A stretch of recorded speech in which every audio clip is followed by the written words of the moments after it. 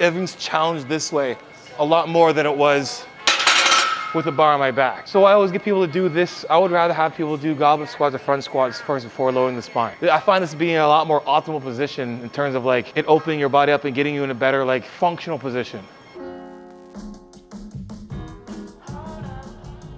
Different abilities, different body types, and that makes the biggest difference of being like an optimal squatter is literally just genetics, your overall like structure, your build, and then like obviously mobility and flexibility comes to play. When we're doing a front squat, basically gonna walk underneath the bar. If you're flexible enough, mobile enough, we can have our entire hand on the bar. If we don't, we can do, I say, less palms, more fingers, right?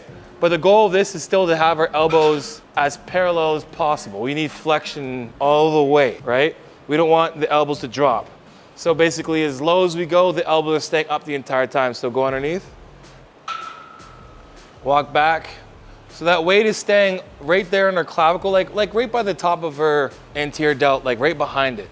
Now, we're not holding the weight up with our hands, we're holding it up with our elbows. Our elbows being in the air, balancing it there. You literally don't even need you to hold your hands like that, to be honest. You can literally balance it there if you wanted to. Now, from there, when we're actually squatting, what happens from here is we're hip and knee flexion at the same time. Go ahead.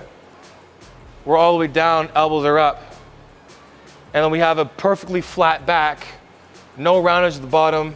And obviously we have our heels elevated a little bit here, so we're good all the way through. I'll go all the way up.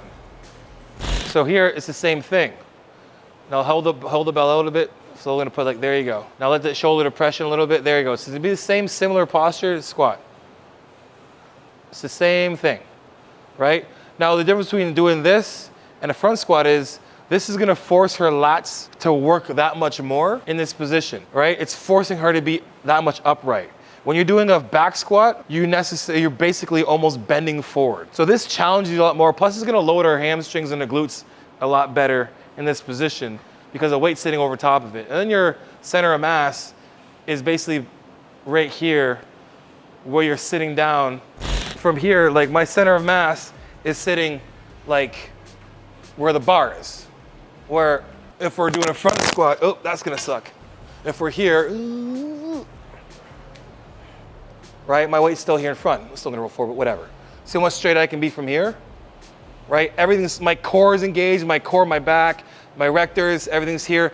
Everything's challenged this way a lot more than it was with a bar on my back. So I always get people to do this. I would rather have people do goblet squats or front squats first before lowering the spine. I find this being a lot more optimal position in terms of like it opening your body up and getting you in a better like functional position.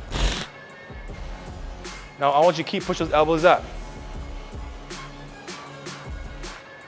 Grip those toes in the ground. Grip the toes.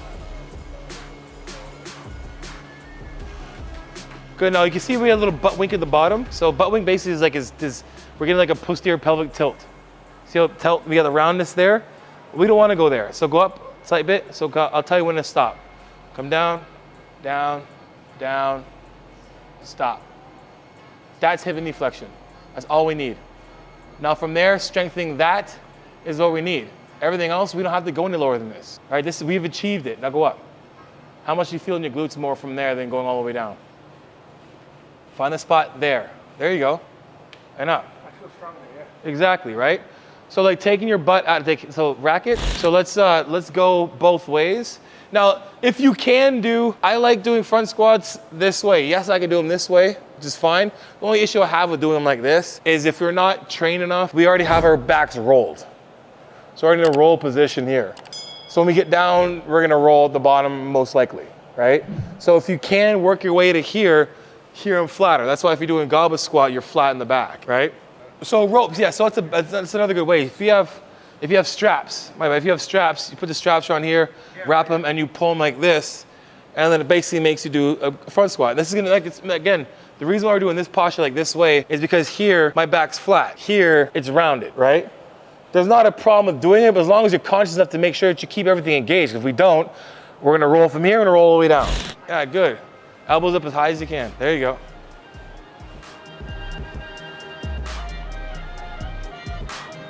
Good, you can open your heels up a little more. There you go. Grip those toes on the floor. Good, now again, so him, even though he's flexible, we don't have to go as low. Go again. Stop right there. up from there. See the difference? We don't have to go like, you don't have to, like, ass to grass is the biggest all there is. I cannot stand ass to grass. Go ahead, go back in, one more time. Stop there. Push up. Good, rack the weight. Ass to grass is another one of those like terminologies that carried over from a specific sport where they had to have a depth guaranteed. I can't go to a powerlifting meet and be like, that's parallel, right? Ass to grass has to be where everybody goes. So like when people squat and they're like, well, I saw powerlifters and Olympic lifters go ass to grass, and they think that's what's required. It's not. It's what's required for that sport, right? Just like touching your chest and pausing, right? You can go this far off your chest and still work your chest. Literally can. Not like this. Definitely not like this. This is weird, right? So let it naturally from here, right? So it's gonna help push you to the floor naturally, okay? Now, this is what I do to get people to optimize their squats. Let's get in bare feet, just because I don't want anyone bouncing around and whatever else. Okay, everybody put the kettlebell on the ground. Okay, when you guys are ready, once you guys get into position, I want you to make sure your kettlebell is held so it's completely flat. So get yourself under, there you go, all right? Saw that coming. There. Okay, wrap hand underneath. See your hands, your thumbs are? Other way. See those guys? This is gonna expose your attention to detail and how much we keep this thing straight and perfect. All right, we're gonna start squatting in 3, 2, control that weight. Don't let that thing fall down. There you go. There you go, control the weight. Control the weight. Control that weight. Control the weight. Control the weight. We're almost there. We have 10 seconds left. There you go. Control it. Control it. And done. Okay, so we went through the first round. How'd that feel? Really good. Hard? A little bit? So whose bottle was, right? So a couple things are happening. Number one, probably going way too fast, right? You're not thinking about the movement as much as you should. And then we're probably positioned not in the right positioning. The bottle's gonna expose everything this is doing, right?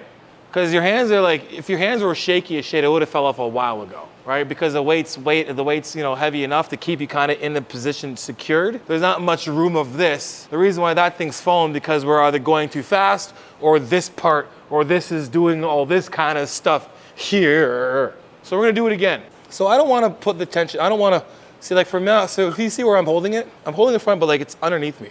My chest is working for a bit, but it's working a lot more from like this. Because I gotta squeeze my chest to hold this thing up. That's where a lot of people mix up this, because they do this, and they're like, this is like, oh, my chest freaking hurts. I wanna be here, right? My elbows are sitting here. I'm here. Right? That's where I want to be the entire time, like this. So when I'm squatting, this thing stays in that position. So we do it again. Now a couple of these aren't fair because there's a little bit of whatever on the side, like a little dent in the middle. But I want to do this again. I want you guys to get your weight here. Like, don't be here, be more so here. Even if we had a dumbbell, it's the same thing. It allows you to kind of sit like this, like almost like waiter curls. I hate them. I think they're useless for the most part. But if we're doing a goblet squat, they're really good. Right? So I want to keep yourself here. So we're gonna do it again. You ready? Commence. Focus on the fluent movement of the squat. Elbows underneath you more. There you go. How much easier is that? Yeah, a lot, right? Control it down. Control it down, control it up. Everybody's got flat backs. Everybody looks good. That's it, keep it up. Good job. Keep it there. You got 10 seconds, control the weight. Good job. 5, 3, and good. If you would squat like that, if you could maintain that positioning and that posture with the bar on your back, I'd say back squat all day long. But it might not do that. I know for a fact it won't for some of you guys, right? But the thing is, I just saw you guys squat perfectly without the bar on your back. Now what makes it more challenging is adding the load, right? Because that load's gonna make you work hard to keep yourself upright, because it's gonna pull you forward. It's gonna wanna make you do all this extra stuff, so you have to force yourself here. How much of that difference does it change when I made you do this? It just felt a lot more stable, and like I could actually hold the weight for longer. Exactly. Wouldn't be a limiting factor. Yeah, exactly, right? So little things like that. And like, this is what I kind of do to get people to like, I'll do this with all my athletes. When I used to train people one-on-one, I was like, here, you want to squat? Let's teach you how to squat better. Put it on there. All of a sudden, like, they're really good squatters. They go from like not being good at squatting all to like balancing this thing like a freaking circus act. And then I'm like, do that same thing when we're just loading the weight with the goblet squat or the heavier weight or heavier dumbbell. What's cool is Rudy has probably like his mobility isn't the best. I think he's probably doing more desk work than anybody else around here, right? So he's got a lot of this going here. But what really popped out was when he squatted like this, his back stayed flat, right? Didn't roll. He squatted, everything went down perfect alignment, good neutral spine, right? So that's what I'm talking about in terms of like finding regressions and positions or like finding movements that you can get better at, right? Don't ever load your back with a squat. Don't go in some fucking like hack squat machine or whatever. Have that as your main priority of like your opener or your main compound movement when it comes to the legs. And then do some accessories after that. You know what I mean? But that's what I mean by exercise selection, right? Now, if you have enough strength and you can load it more, add more weight, or just go right to the squat to this, right?